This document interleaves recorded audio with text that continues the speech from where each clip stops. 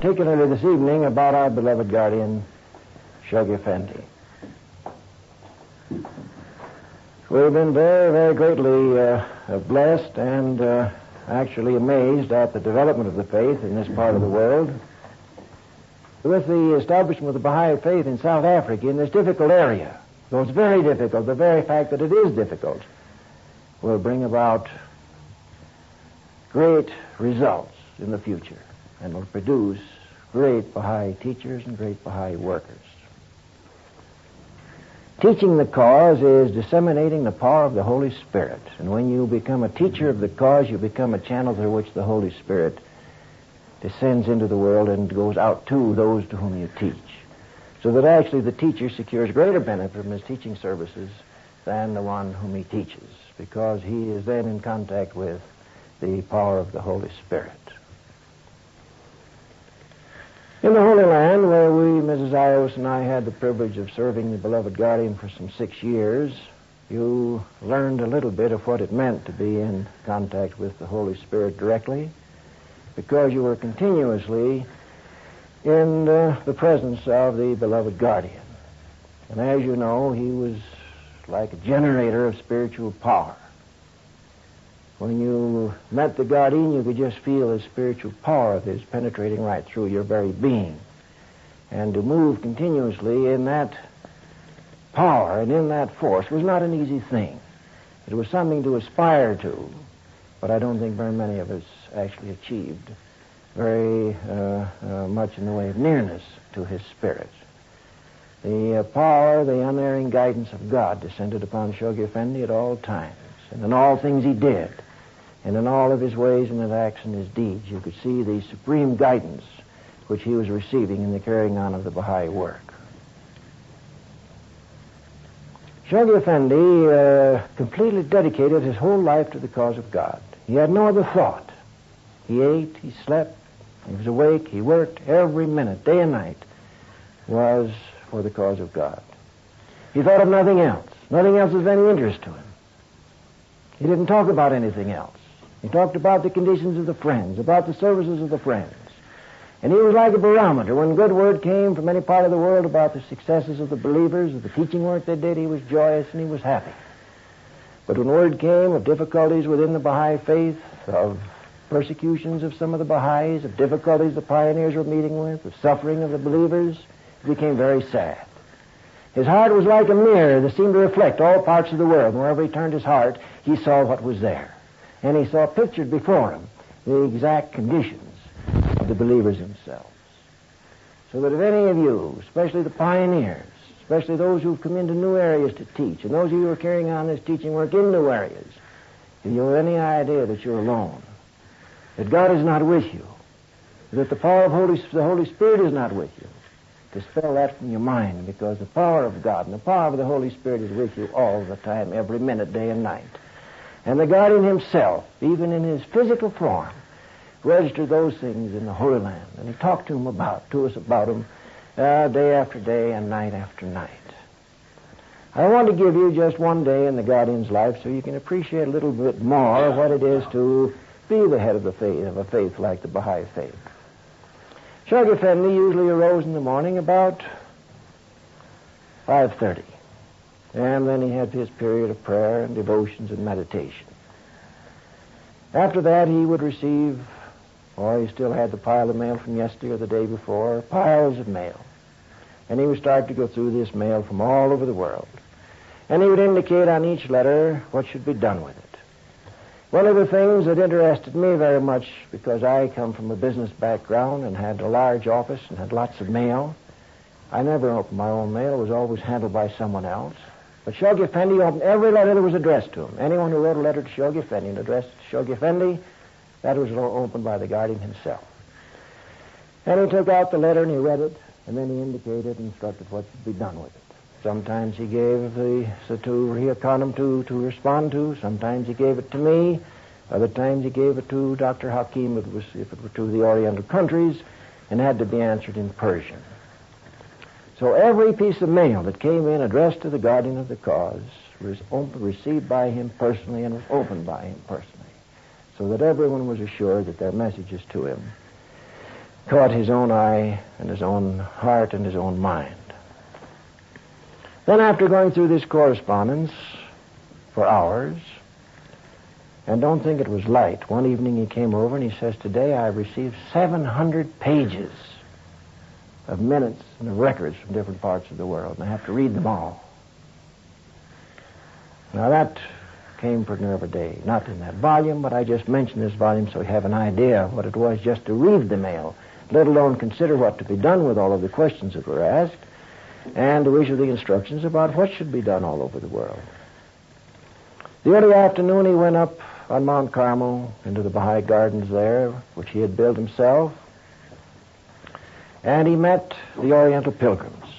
He walked with them in the gardens, he talked with them, he had tea with them, he answered their questions, he talked about the cause in all parts of the world, particularly in the Orient, what should be done, this problem, that problem, the other problem. And then he would lead them into the shrine.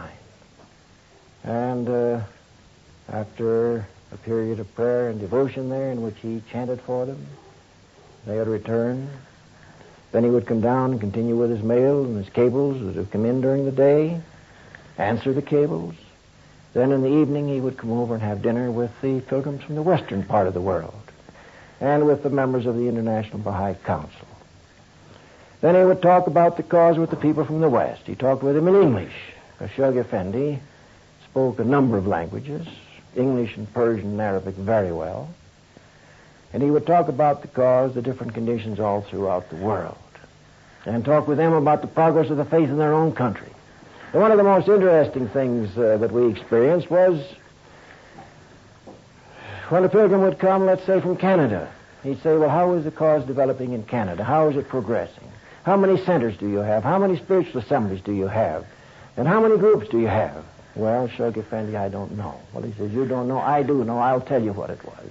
It makes no difference what country, whether it was Swaziland or South Africa. He would tell you the number of assemblies here, the number of groups, the number of Baha'is, the condition of the cause. Any part of the world, it made no difference.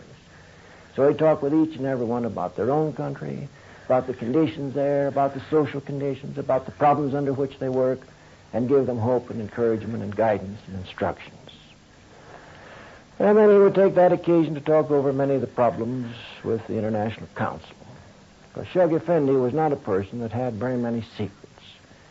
He allowed no one to speak of any of the things that happened in the Holy Land, or actually any of the personal discussions that took place at the table with the pilgrims. But the business of the cause around the Holy Land, he usually talked at that time, and gave his instructions. And it was very interesting. His instructions were always right. One time I was handling a certain matter for the Guardian with the government authorities. Mr. Ober was there, and he will remember it.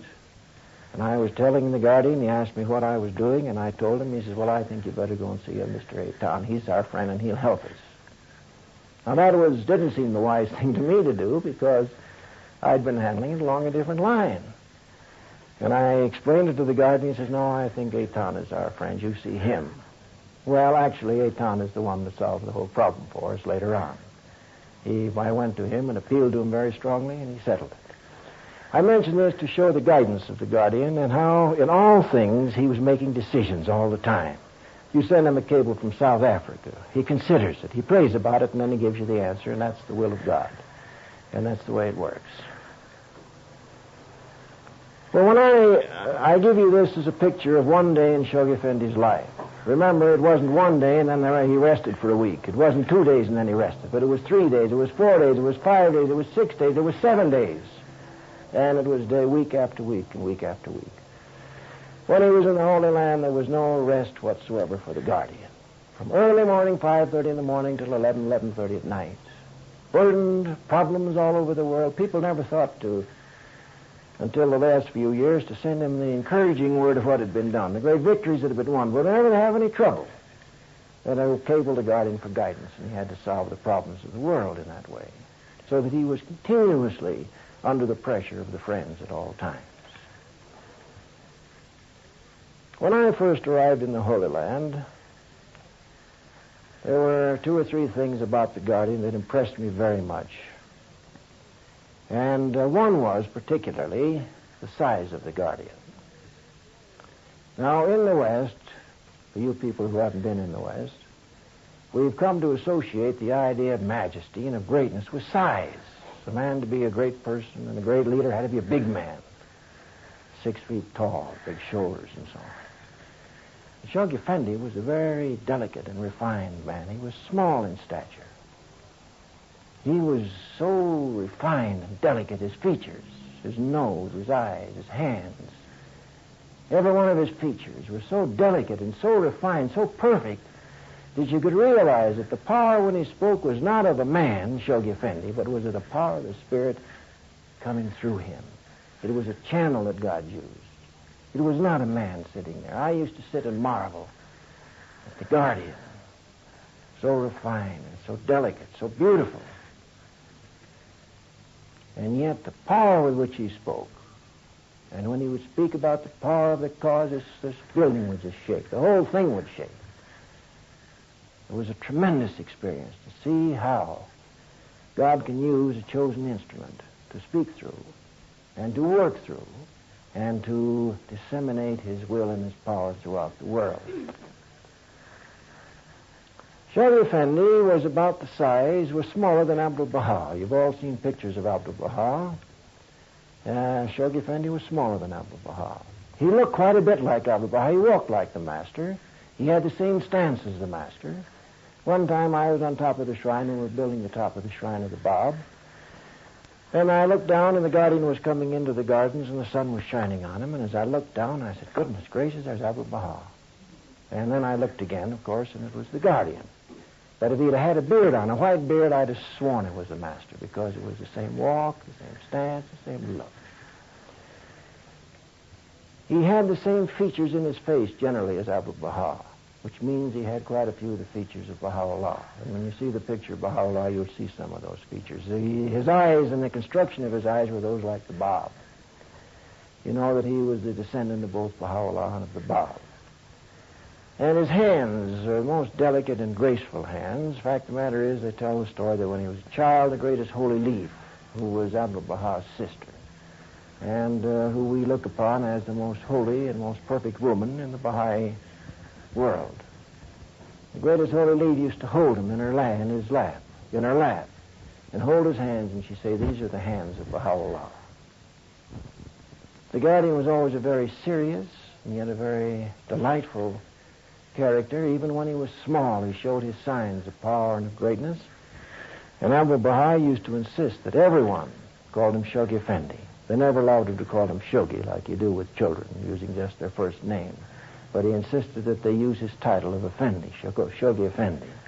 Even his father and mother had to call him Shoghi Effendi. And Abdu'l-Baha called him Shoghi Effendi. And he always used to pat him on the head and call him his little house of justice.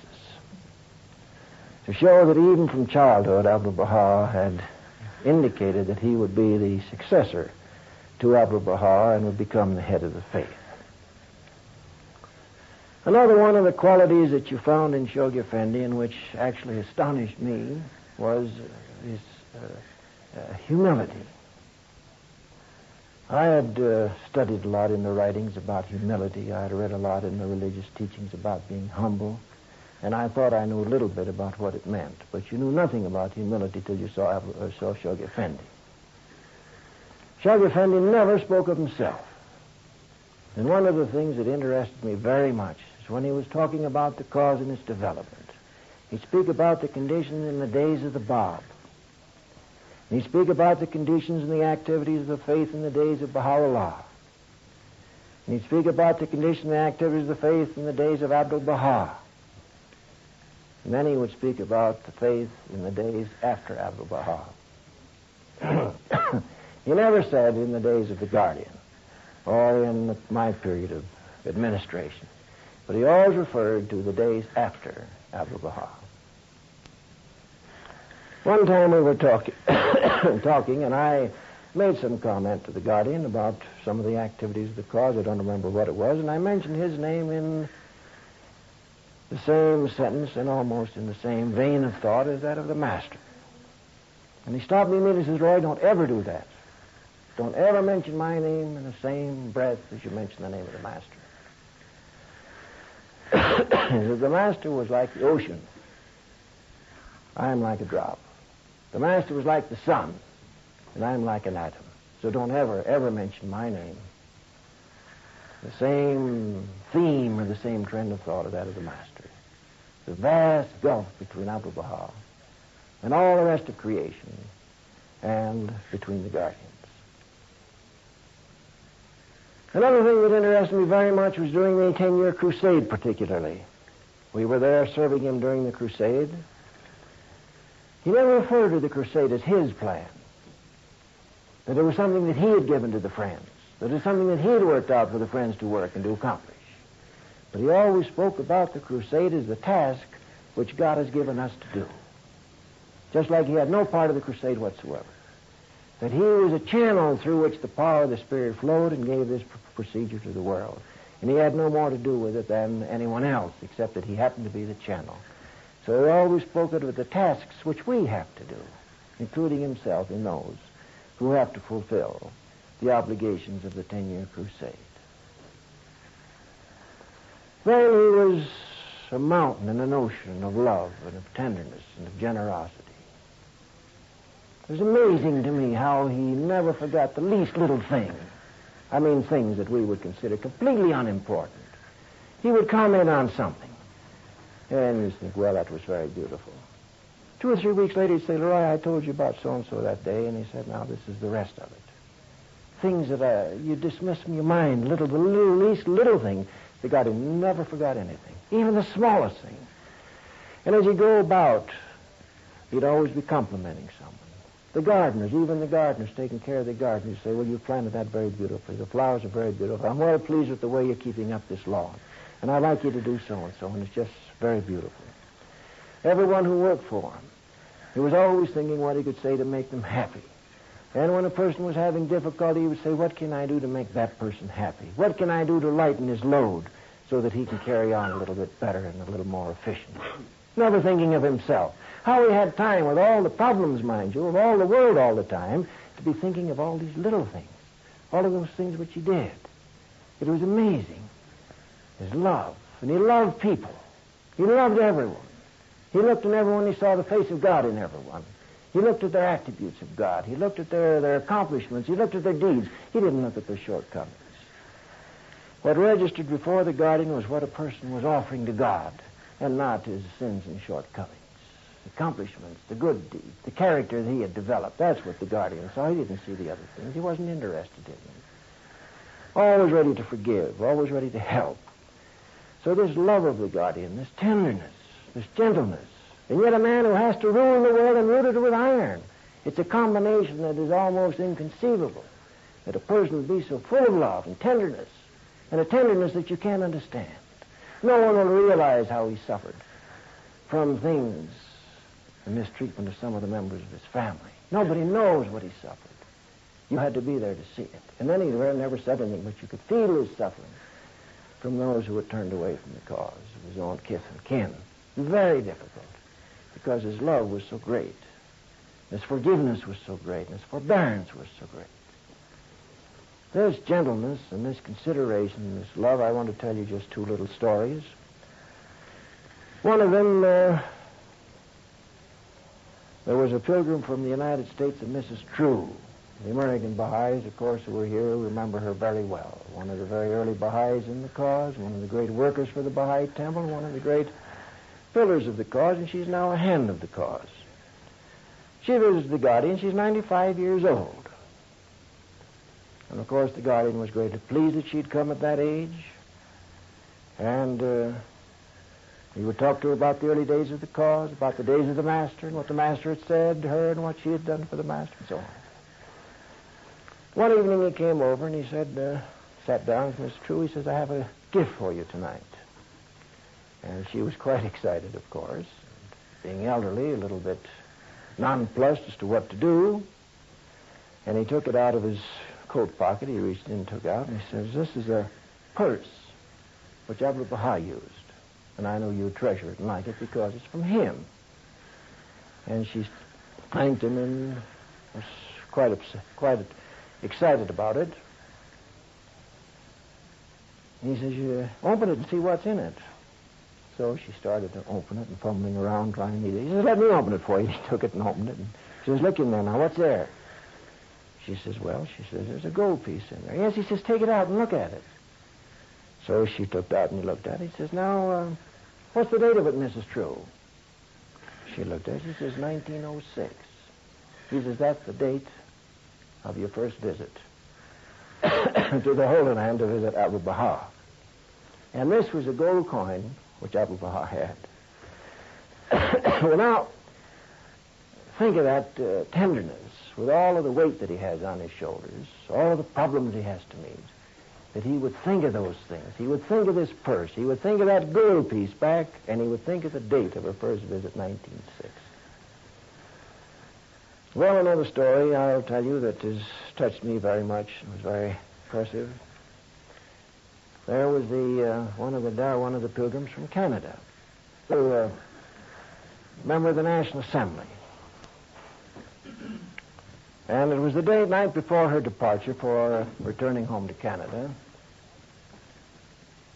And she was talking to him about translating the Baha'i literature into the Eskimo language. You see, up in the north of Canada, there are lots of Eskimos. In the north of Canada, it's snow and ice all the time. They never have the warm sunshine like you have here. It never gets warm. They never have these beautiful flowers. And they never have the beautiful birds which you have. So she asked Shoghi Effendi for permission in translating the Baha'i literature for the Eskimos to use designations of things in the writings which were familiar to the Eskimos. For instance, she said in the writings, Baha'u'llah speaks about the nightingale and the rose. Now, she said up in the Eskimo country, they don't know what a nightingale is. And they don't know what a rose is. So can we use the word penguin, for instance? Or some flower which grows some of the ice flowers which grow in those north lands. Shoghi Effendi said, when you are translating any literature about the cause, written by other than the Prophet or Abdul Baha, yes, you can change and use any illustrations you want.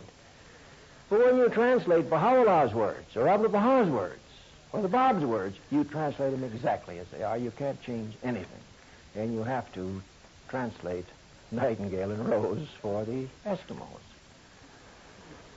Well, the next night when the guardian came over and was bidding her goodbye, he reached in his coat pocket again and he brought out a bottle of attar of rose, a very rich oil of rose, the best, most beautiful perfume of rose that there is, the richest. And he said, I give you this attar of rose so that when you return to Canada, you can anoint the friends on my behalf and give them all my love. And then in a minute or two, he reached in his pocket and he took out another bottle of attar of rose. And he says, this bottle is for the Eskimos. He says, when you make any Eskimos Baha'is, you anoint them with this attar of rose and give them my love. And in that way, they'll become acquainted with the rose of Persia.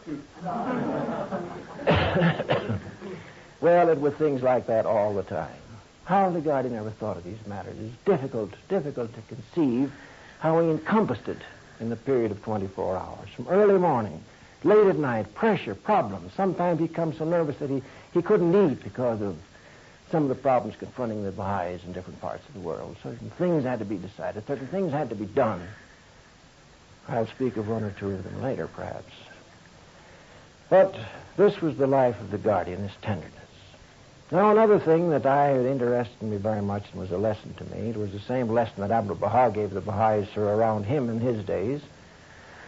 But the spiritual insight of Shoghi Effendi. He wasn't interested in the man. He wasn't interested in the clothes. He was interested in the character and his devotion to the cause.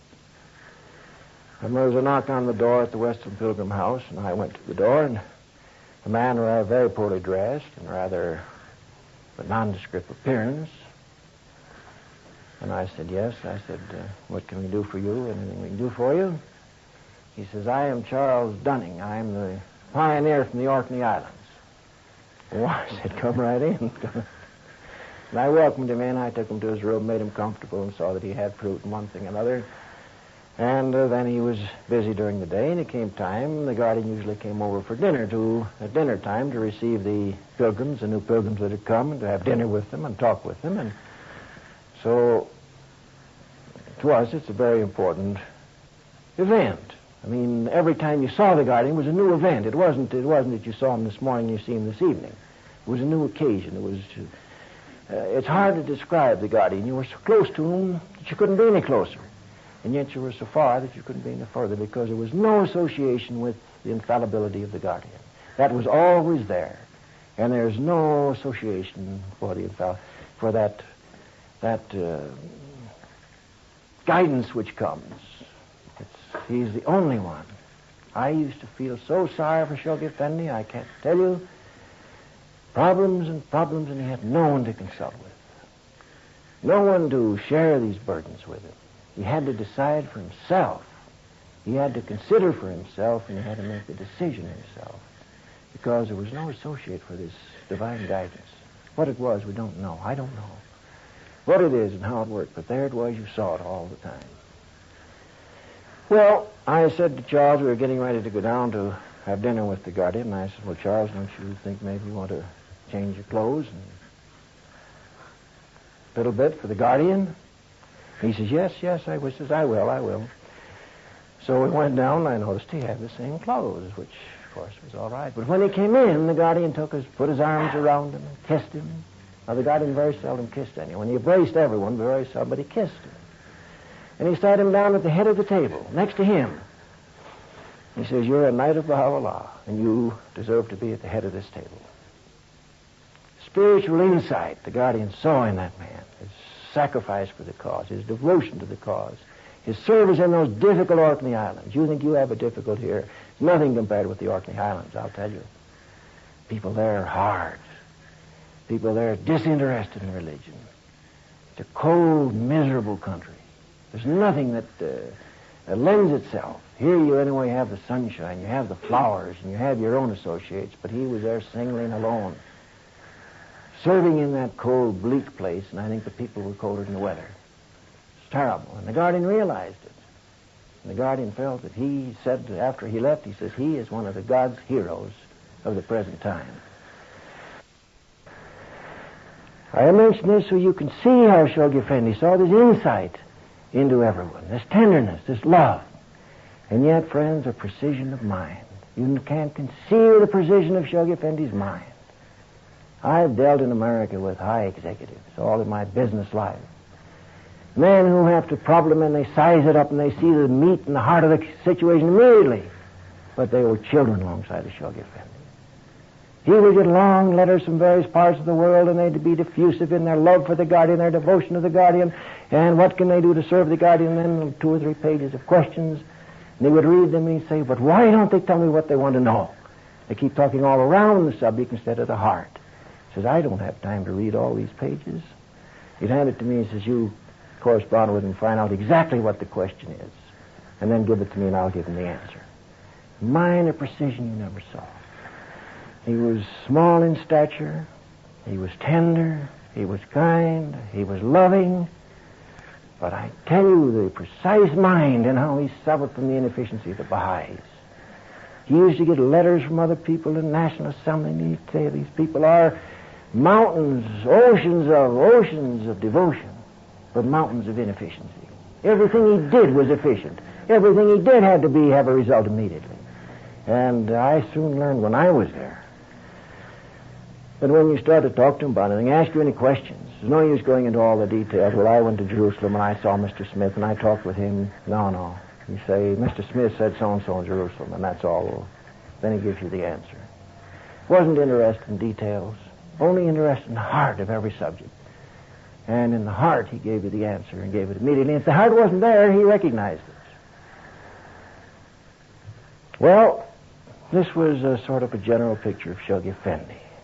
Now, you ask, and I've been asked, and I ask myself, what was this infallible guidance of the guardian? Many people have asked me if I've gone from place to place, when did the physical part of Shoghi Effendi end and the spiritual part begin? When did Shoghi Effendi end and the Guardian begin? I had an experience. I'll tell you two experiences I had, and then you will see how this thing worked and how it worked over the world. The Guardian was talking one night about the administrative order of the faith and how it evolved and how it would grow. And I think the question resolved itself as something between the National Assemblies and the Universal House of Justice when it's formed. I don't remember the exact question. But as the Guardian was talking, I made a mental note. And then as he talked, I made this mental note. I said, now, under certain circumstances, that won't work. And when the Guardian finishes talking, I'm going to ask permission to ask him to elucidate the matter further. So he went on talking, and finally he finished his discourse. He took a sip from his cup of coffee. Then he turned to me, and he says, now, under certain circumstances, you wouldn't think that would work. But he says, I'll explain to you how it does work. I don't know. It's very difficult when you realize that the Guardian knows these things. When he wants to know them, you have to keep your mind pretty pure all the time.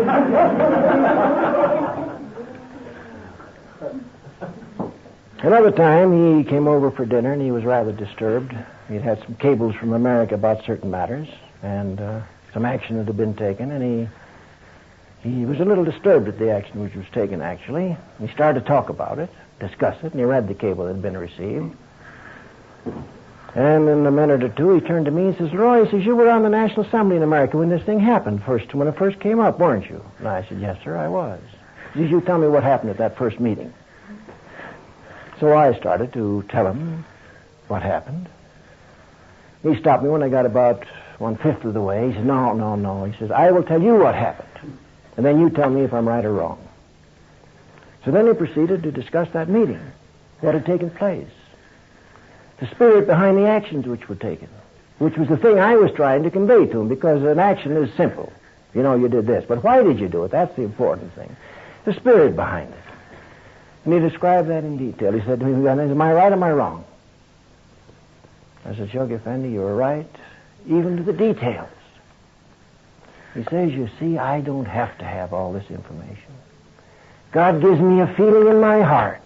And when I have that feeling and I have it strong, I know what the situation is, and it doesn't make any difference what anybody says, what anybody does, how much they give me, or how much they say. That's the situation, and I know it. And in any part of the world, it's the same thing. We had one time a message came from one National Assembly, from a member of the National Assembly, very severely criticizing another member of the National Assembly and blaming him for certain things that had been done. Shoghi Effendi sent a cable back to that person. He says, no, that one you're criticizing is not, you're responsible. The one who wrote the letter criticizing says, you're responsible, not him. And you should stop it immediately. Well, there you have infallible guidance. All parts of the world. People give him misleading, wrong information. Yet he knew the correct answer. He had these feelings. Came in his heart, and whenever he had that feeling, he said, I know it's right, because God has guided me to it. And that's the infallible guidance in any part of the world. And everyone is fine when they follow the Guardian's instructions. They found that they always came out correctly. Now, people have asked, did the Guardian have any conception that he was going to pass away? Did he have foreknowledge, being divinely guided, that he was going to pass away? Again, friends, the question is that you don't know. The preponderance of evidence would seem to be that he did not know and that he did not expect to pass away. But I give you these instances. They're very sad, but I think you should know it and would want to know them. One evening, Shoghi Effendi came over. He was rather hadn't been well. He was rather disturbed, badly disturbed, in fact. And he sat down, pushed his plate aside. Ria Khanum said, Shoghi Effendi, won't you eat? You haven't eaten all day. You're hungry, you're getting weak, you should eat. He says, eat and then talk to the friends later about your cablegrams and the matters you want to talk about. So he said, well, all right, and he pulled his plate back, and the servant gave him some food. He ate one or two mouthfuls, and then he pushed it back, and then he started to talk. Well, Shoghi Effendi, those who lived there, you got so you knew without anyone telling you whether Shoghi Effendi was well or whether he was happy. The whole life in Haifa surrounded Shoghi Effendi. And if he was well, you get up in the morning, you're feeling fine. If he was happy, everything was sunshine. Sometimes you get up in the morning, everything was wrong. Why was it wrong? You don't know why it was wrong, but you found out during the day that Shoghi Effendi wasn't well. So this evening, when he pushed his plate aside, and again without eating, and he started to talk. And he said, shortly before Baha'u'llah passed away, the master went to see him in Baji, and went up to his room, and he found his papers all over the floor. So the master collected them, put them in a neat order, laid them on the divan next to Baha'u'llah, and he says, Baha'u'llah, I've collected your papers, I put them in order, and I put them right here so that you can have them. Baha'u'llah took them in his hand and threw them all over the floor again. He says, don't make any difference, it's all done. I don't want the papers anymore, no more papers. That was shortly before Baha'u'llah passed away. So, he said, when Abdul Baha, shortly before Abdul Baha passed away, Abdul Baha was very meticulous in everything he did. And they found his papers scattered around in his room. His secretaries collected them and put them in order for them, put them together. And they brought him to Abdul Baha, and he took them and he threw them. He says, I'm done with the papers, makes no difference, it's all finished now. I don't want any more papers. And shortly after, he passed away. He says, I am getting so tired of my papers, I don't want it anymore. He says, I just don't want these papers anymore. I don't want them. Well, we have gone to Shoghi Effendi. Don't talk that way. How can you say these things? You're going to kill your friends here.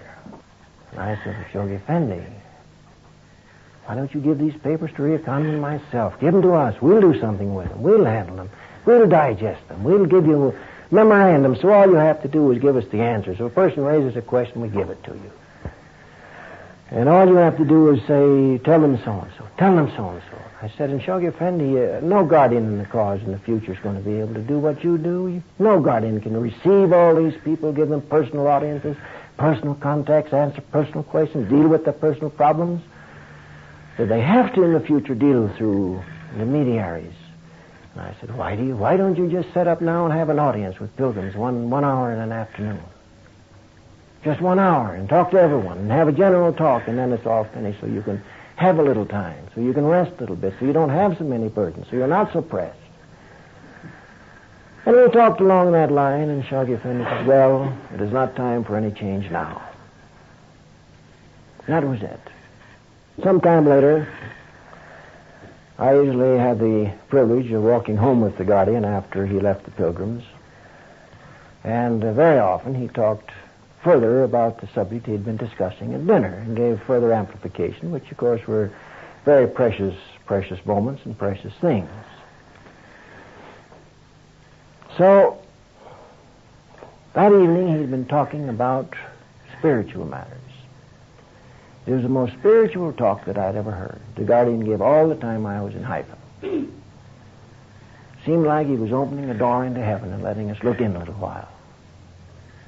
And of course I was hoping as we walked home he was going to continue talking about this subject and perhaps give some more elucidation. And we got halfway over, he turned around and he says, Leroy, he says, I've been guardian of the cause for 36 years. He says, the weight and the responsibility and the worries are just weighting me down. He said, in the days of the Bab, the cause was established in 2 countries. In the days of Baha'u'llah, in 11 countries. In the days of Abdul Baha, in 31 countries. Today it's in 250 countries and islands of the world. He says, I have so many things weighting me down. I have to consider the future of the cause. I have to consider the welfare of the cause in every country. And I have all of these burdens, this correspondence, all of this work, all the time. And it's just weighting me down, and I have got to have relief.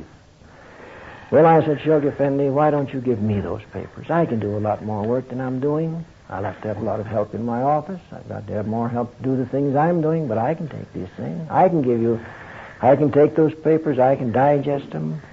I can tell you what the questions are. All you have to do is give the answer, and we give the answers. I said, that'll give you some relief. And he turned with tears in his eyes, and he said, only God can give me relief. Now, was he telling us that he was soon to leave us? I don't know. It never dawned on us for a moment that that's what he was doing. We thought perhaps he was sick. We knew he was overburdened. We were all trying to do everything we could to relieve him. And yet when he was away, as you know, when he passed away in England, I had many cables from him, many letters from him, things he wanted to be done, things he wanted to finish by the time he got back because of things he wanted to do.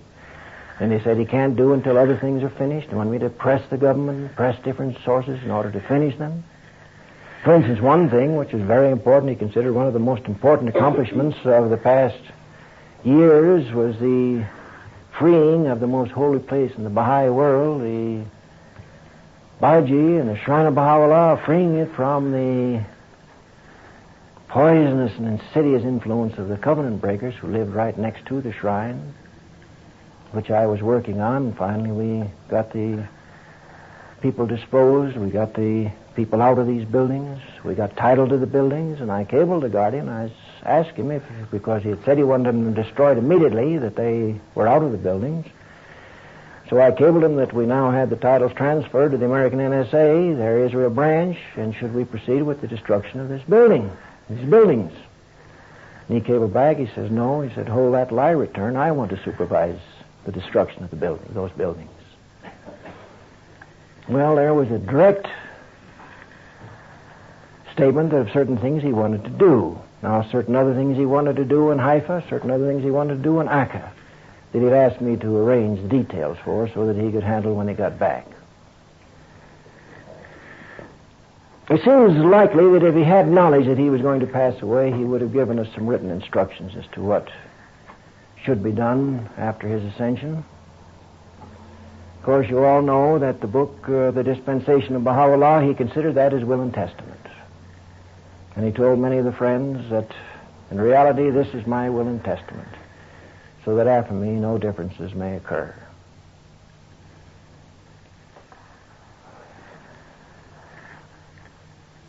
I want to say a few words now about the guardianship. I've told you about the life of the guardian, his guidance, his foreknowledge. Shoghi Effendi was a very remarkable young man. And of course, he just worshipped Abdu'l-Baha. And when Abdu'l-Baha passed away, the whole world became dark for him. All light had gone out. When he returned to the Holy Land, he had in mind, from the things which Abdu'l-Baha had said to him, and I'm now telling you what he said.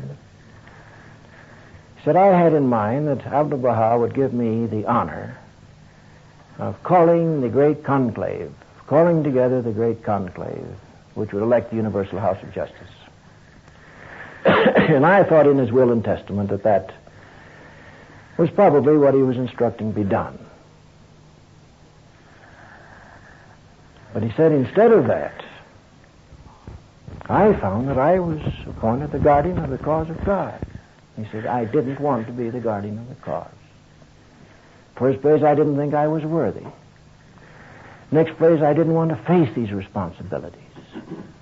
I think he talked along this line one night when you were there, John, I'm not sure, but he talked in more detail another time to us, great detail. He said, I didn't want to be the guardian. I knew what it meant. I knew that my life as a human being was over. He said, I didn't want it, and I didn't want to face it. So as you'll remember, I left the Holy Land. And I went up in the mountains of Switzerland. And I fought with myself until I conquered myself. Then I came back and I turned myself over to God, and I was the guardian. Now he said, every Baha'i in the world, every person in the world has to do exactly that same thing. whether you're a hand of the cause, whether you're a knight of Baha'u'llah, whether you're a member of a National Assembly, whether you're a teacher, whether you're a pioneer, whether you're an administrator, regardless of what you are, whatever you're doing in the cause, every Baha'i must fight with himself and conquer himself. And when he has conquered himself, then he becomes a true instrument for the service of the cause of God. And not until then. And he won't achieve his great success until he has done it. And this is what every Baha'i in the world should know.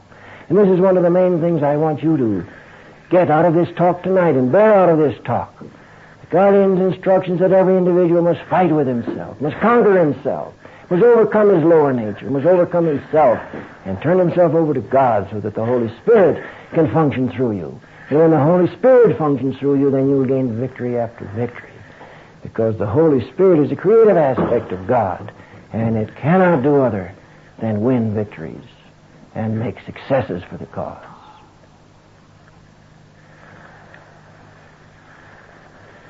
When Shoghi Effendi then became guardian, he found he had before him certain specific tasks.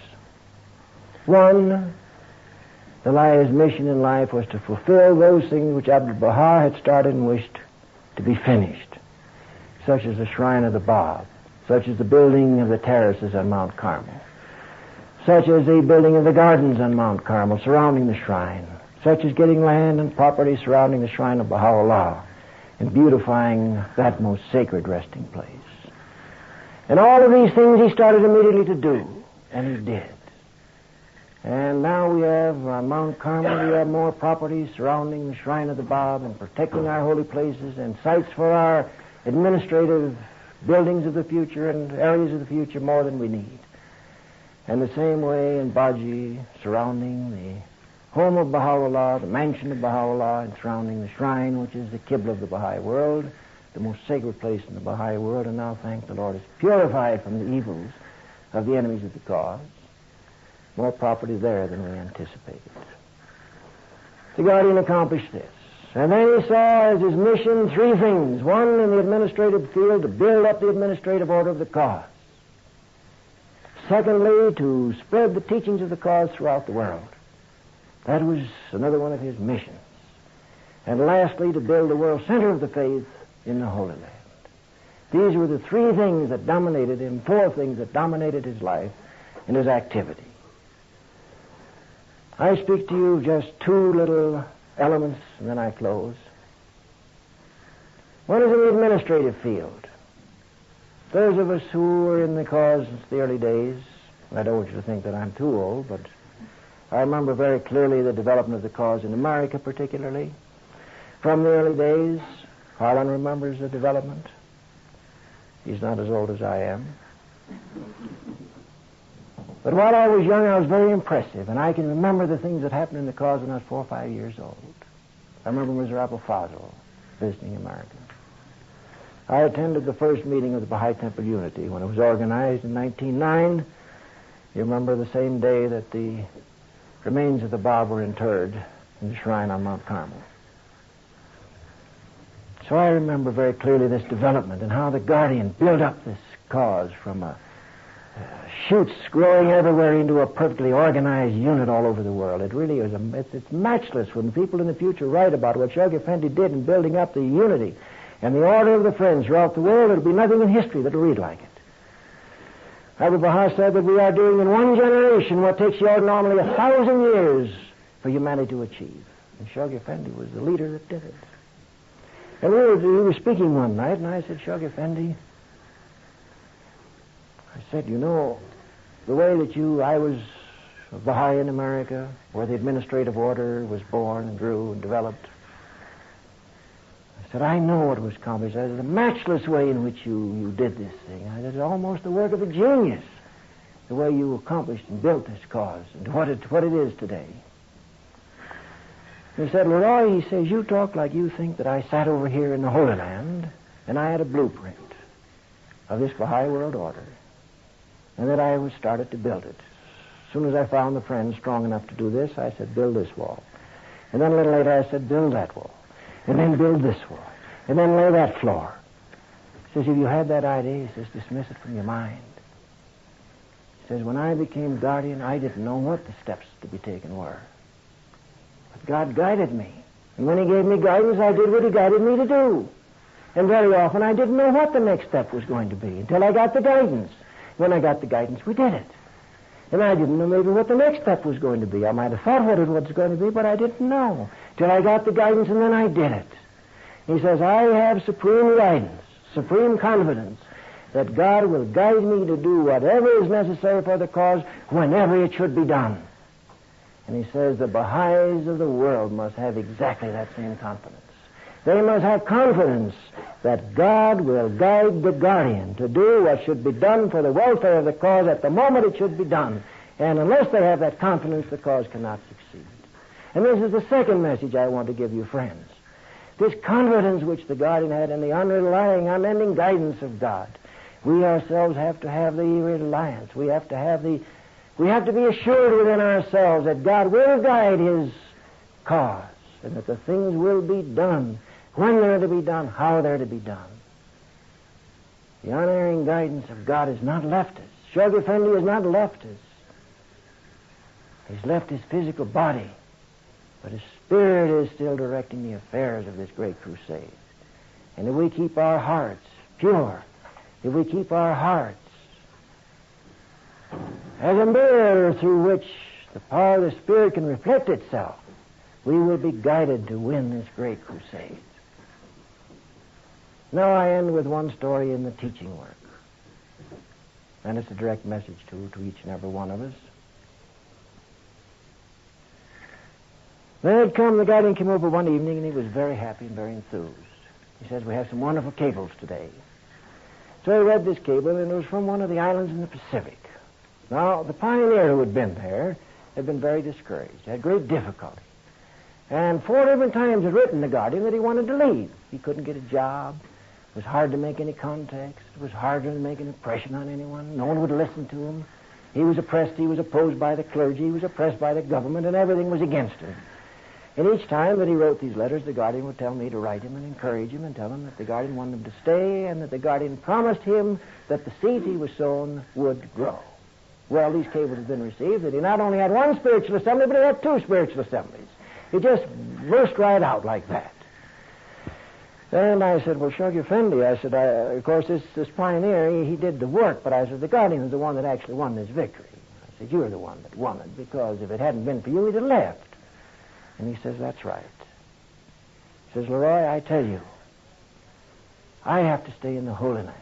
This is my seat of operations. The friends must do the work. And I tell you that if the friends will do what I have told them to do, and if they will follow my instructions, they will be amazed at the victories which I will win through them. This is the most important message I give to you. Shoghi Effendi said if the friends will do what he has told them to do, if they will consecrate their lives to the cause, if they will turn their lives over to the cause, if they will serve the cause diligently in the way in which he told them to serve, says they will be amazed at the victories that they will win, that I will win through them. And it's a particularly appropriate name, the way he mentioned it to tell the friends. It seems to me it's particularly appropriate at this moment when the Spirit is released and he can operate far more effectively through us than he could before.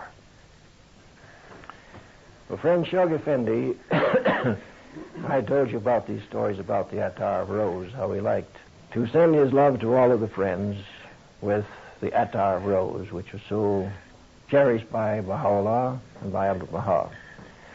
And I have brought with me tonight some attar of rose which the guardian gave me to anoint the friends.